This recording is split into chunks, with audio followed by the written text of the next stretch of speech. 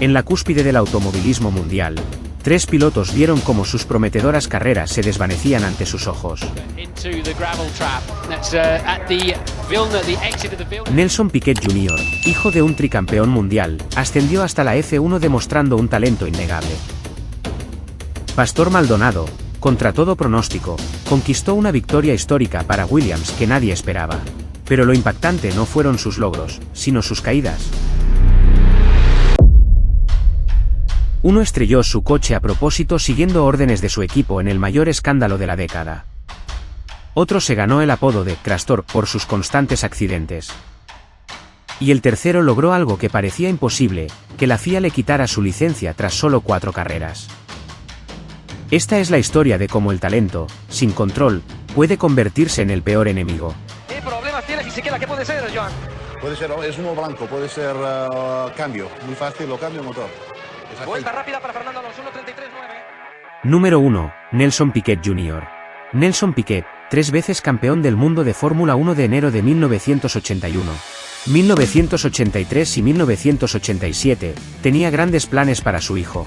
Lo preparó desde muy pequeño para seguir sus pasos, entrenándolo desde los 8 años en el karting y guiándolo paso a paso hasta llegar a la Fórmula 3 de enero de 2001. El peso de un apellido legendario no es fácil de llevar, y menos en Brasil, donde la sombra de Senna seguía presente en cada joven piloto con ambiciones. Eventualmente, Nelson Jr. tuvo que separarse profesionalmente de su padre para seguir su propio camino. Esta decisión lo llevó a competir en la Fórmula 3 británica, donde se coronó campeón en 2004 con apenas 19 años. Su progresión fue impresionante, llegando a la GP2 donde demostró tener el talento para medirse con pilotos como Lewis Hamilton y Timo Glock, consiguiendo un meritorio segundo puesto en el campeonato. Pero cuando llegó el momento de probarse en las grandes ligas con el equipo Renault en 2008, su rendimiento no estuvo a la altura de las expectativas. Aunque logró algunos podios, fue una temporada decepcionante, terminando en 12º lugar mientras su compañero Fernando Alonso conseguía un respetable 5º puesto. Los rumores sobre su posible salida comenzaron a circular. El punto de inflexión llegó en el Gran Premio de Singapur. Piquet Jr. se estrelló contra el muro en lo que pareció un simple error de conducción. En ese momento, nadie sospechó que aquel accidente cambiaría el rumbo de su carrera para siempre. El incidente provocó la entrada del coche de seguridad, beneficiando estratégicamente a Alonso, quien acabaría ganando la carrera. Sorprendentemente, Piquet Jr. mantuvo su asiento para la temporada siguiente, pero su rendimiento empeoró aún más. Tras solo 10 carreras, Renault lo despidió. Fue entonces cuando el brasileño, sintiéndose traicionado, decidió confesar la verdad. Su accidente en Singapur había sido deliberado, siguiendo órdenes del equipo para favorecer a Alonso. La FIA investigó lo que se conocería como Crashgate, uno de los mayores escándalos en la historia de la Fórmula 1. Renault recibió una suspensión condicional de 2 años y los responsables enfrentaron graves consecuencias. Piquet Jr., aun siendo parte clave del fraude, se presentó como víctima de la presión. En la posición en la que estaba, sin tener a nadie a mi alrededor, sin un manager velando por mis intereses, era muy difícil escapar de tomar una decisión así. Nunca más volvió a la Fórmula 1. Aunque continuó su carrera en otras categorías como NASCAR y Fórmula E, el estigma del escándalo lo persiguió.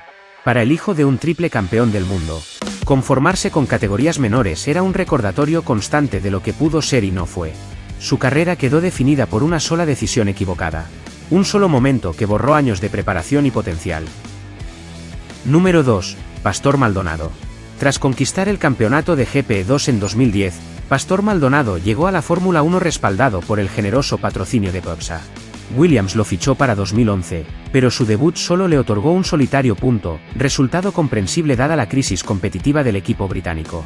La temporada 2012 comenzó con altibajos, mostraba potencial, pero también su tendencia a los accidentes. El momento que cambiaría su carrera llegó en España. Tras clasificarse segundo y heredar la pole por la descalificación de Hamilton, Maldonado tenía su gran oportunidad. Aunque perdió el liderato en la salida, mantuvo la calma y recuperó la primera posición cuando Alonso fue ralentizado en pista. Con un Williams inferior, marcó la vuelta rápida y resistió hasta la bandera a cuadros. Esta victoria no solo fue la primera de un venezolano en F1, sino también la última para Williams hasta hoy. Sin embargo, su éxito pronto quedó eclipsado por su conducción temeraria. El incidente con Hamilton en Valencia, donde el contacto envió al británico contra las barreras, fue solo el comienzo.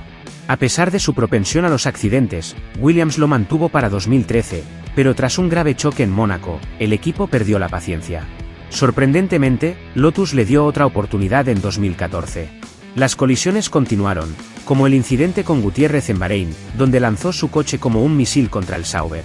Estas acciones le valieron el apodo Crastor Maldonado.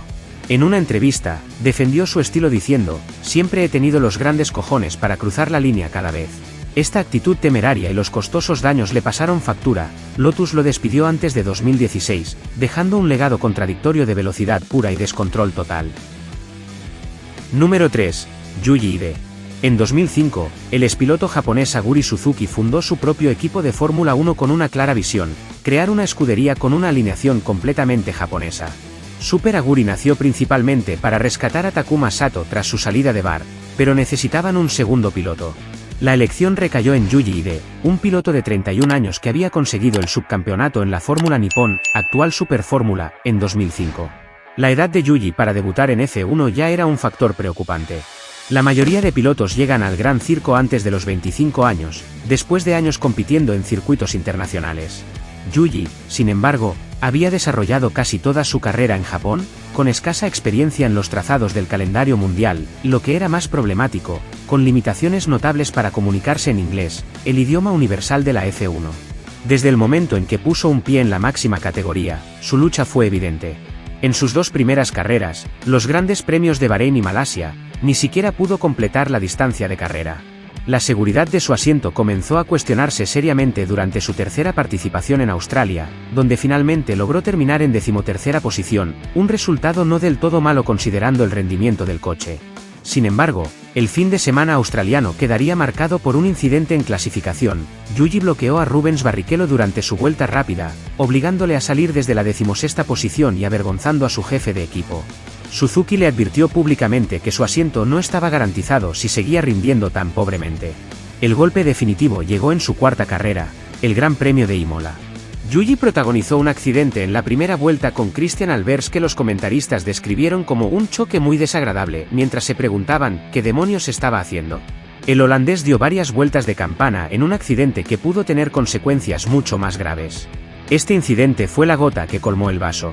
Pocos días después, Super Aguri se vio obligado a relegarle y la FIA tomó una decisión sin precedentes en la era moderna: revocar su superlicencia de F1.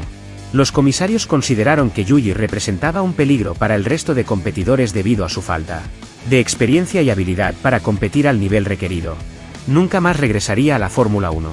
Volvió a Japón para continuar en Fórmula Nippon y el campeonato Super GT, donde al menos tenía la experiencia y el conocimiento necesarios para competir dignamente.